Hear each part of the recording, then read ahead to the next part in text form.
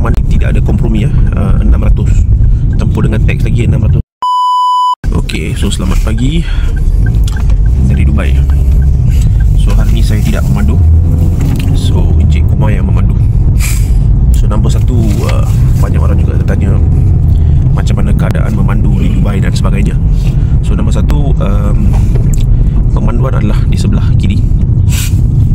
Dan juga kita kena ikut peraturan jalan raya lah. Peraturan jalan raya di Dubai memang ketat. Okay, memang ketat sangat. Nanti saya akan tunjukkan. So first kita tunjuk keadaan jalan lah. So memang sini semua pasir ya, pasir dan sebagainya. Akan tetapi keadaan jalan raya memang mantap lah. Dan cakap tak ada pothole, tak ada crack. Okay, bukan macam Malaysia lah nak kata. Lagi satu, tengok sini ada banyak bump. Okay, so sini memang had laju memang dia had lah ikut lah. Okay, kita kena ikut had laju. So let's say misal kata let's say had laju satu tempat kawasan tu 80, dia bagi what you call extra 20. Let's say kalau 80 kita boleh pergi sampai 100 atau 90, itu saja. Kalau melebihi itu, kalau kamera tangkap, kita akan kena saman lah. Okay, nanti saya akan tunjukkan berapa banyak saman lampu sorry, what you call that, kamera. Okay, kamera yang berada di jalan raya. Setiap beberapa 50 meter ke ada kamera. Okay, and saya dah kena saman satu. Saman tidak ada kompromi ya. 600 tempuh dengan tax lagi 680 lah. Tapi saya ingat itu 600 lah.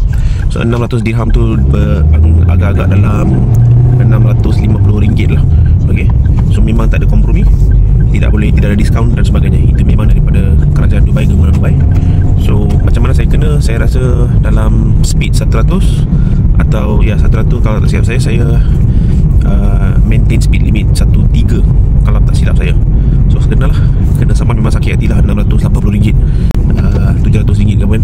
So sini memang macam tu. Tapi keadaan jalan raya dan sebagainya memang cun. Memang very nice lah. You can see sini ya, tidak ada pothole dan sebagainya.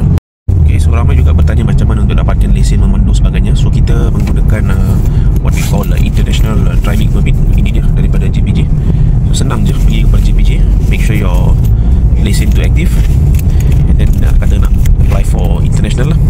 So dua ni kita tengok roundabout sekarang. So roundabout sekarang ni, kalau kat Malaysia kita pergi macam ni. So dekat Dubai dia memang kita start clockwise lah. So kita ikut clockwise. So of course there's certain things we need to get used lah, sebab semua pun terbalik.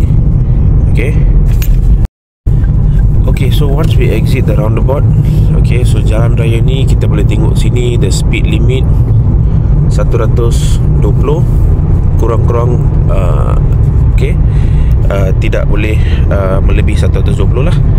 So we have a limit of 130 misal kata. Okay, kalau melebihi daripada 130 tu nanti kena saman lah. Okay, so saya akan cuba carikan speed trap. Okay, so speed trap tu dia akan kalau like I said melebihi had laju, dia akan tangkap. Okay, and setiap speed trap kita langgar, setiap speed trap itu ada saman. It means speed trap satu melebihi had laju 600, speed trap 2 lepas 50 meter kena juga 600. Okay, so I can see satu speed trap sini. Slow mana. Okay, tengok tiang yang sini. Okay, tiang ni itu adalah speed trap. Okay, ini adalah speed trap. Okay, as you can see sekarang, ini adalah speed trap.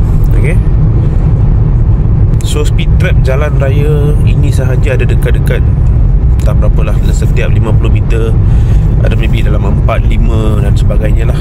Okay, so dia memang untuk mencegah accident dan sebagainya. Tapi it's very important to ikut peraturan. Okay, so macam kita boleh tengok speed dia 100. Okay, so kita juga tidak boleh terlalu slow. So speed dia dalam 60 ke 100 misal kata 60 ke 100. So tidak boleh melebihi 110, 120 ada saman. Kalau kurang daripada 60 pun ada juga saman. Okay, so dia memang kena pandu tu dalam bandwidth ataupun dalam had paling kurang 60 sampai paling tinggi 100. So kalau mencecah dua-dua ataupun kurang daripada yang had rendah tu, let's say kita misal kata 60 kita drive 40, 50, itu pun kena saman 600. Okay, so dia memang very strict. Okay, very strict on this. So dia memang kena maintain hard laju itulah. Okay, so sekarang kita dah sampai dalam site. And ini adalah cabin kita. So kita sekarang masuk cabin.